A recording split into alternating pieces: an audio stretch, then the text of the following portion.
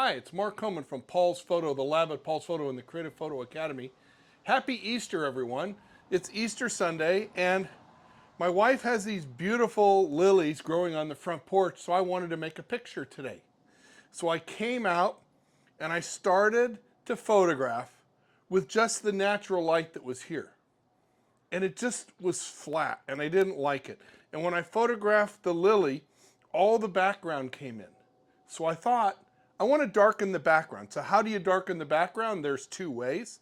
Number one, I would put down a dark cloth behind so the background would go away. Or number two, the easier way really, is you can see I have the Hobo Light Avant with the barn doors on it shining light here on the lily. It makes a great pattern on the lily, which is awesome. So by lighting the lily, I'm thereby darkening the background. I've used the barn doors to constrict the light. So realistically, the light is only affecting the flower itself, giving me that beautiful, beautiful look. So I have the Hobo Light with the power at 100%, the color temperature at about 4,000 degrees Kelvin to give me a little bit of a warmer light to the picture. I have my Nikon Z8 on the Gitzo tripod with the ProMaster macro slider. And when I'm doing this kind of close-up photography, having a macro slider is very important. Why? Because if I want to get closer to the flower like I am now, I move the slider in. If I'm a little too close, I can just slide back very simply without moving the tripod. It makes life a lot easier. And especially since for this kind of photography, we're in manual focus.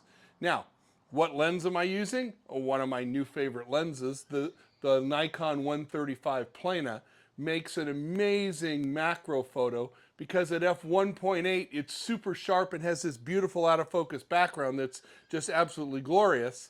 Now, with the Plana, it has a minimum focus distance of about 1 meter, so we were inside that. So what I do, I've added a ProMaster extension tube between the lens and the camera, which allows the lens to focus closer. Now, it doesn't make it a macro lens, but it makes it so that it focuses closer. So we've taken the time to get it lined up. You can see here I'm looking on the back of the screen, and I have my shot lined up here. And why isn't it liking the exposure? So we're going to reset this. There you go. Perfect. Now, I've got to focus because we're on manual focus. And none of us are 20 years old anymore. So I use the Hoodman loop to help me focus. So it just magnifies the image. And I'm in, and I've got the focus. And I'm turning the focus. And right there, it's in razor sharp focus. That's awesome. Now, I'm not one for bracketing the exposure, but on an image like this, I will bracket the focus. What does that mean? So I'm starting at f5.6, 125th of a second at ISO 400. I'm in aperture priority. I've got it set here just where I want it. I'm going to shoot 2 or 3 shots at f5.6. Then I'm going to open the aperture to 2.8. And I'm going to finally open the aperture to 1.8 on the Plana to get that maximum out of focus background. So now I'll check one of the images here. Oh, it's beautiful.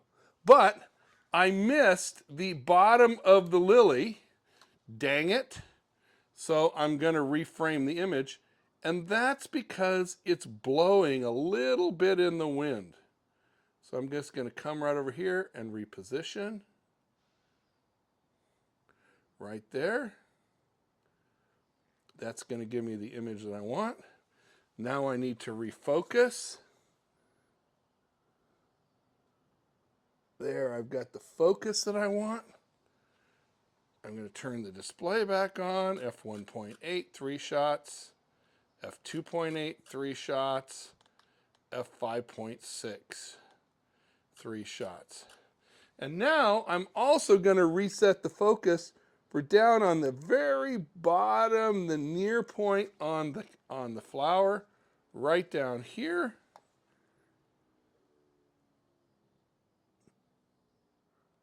right there. In focus, 3 shots at 5.6, 3 shots at 2.8, 3 shots at 1.8 to make sure I've got it covered. Because once you go through the time to set this up, you want to make sure you get it right.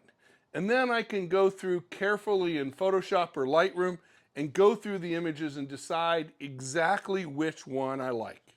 So there, I'll go to playback, take a look. It looks beautiful. Oh my gosh, it's a lovely image. You know, I'm going to do another one where I'm going to focus right here in the middle of the flower now, just to try something a little bit different. Because when you shoot with the Plana at f1.8,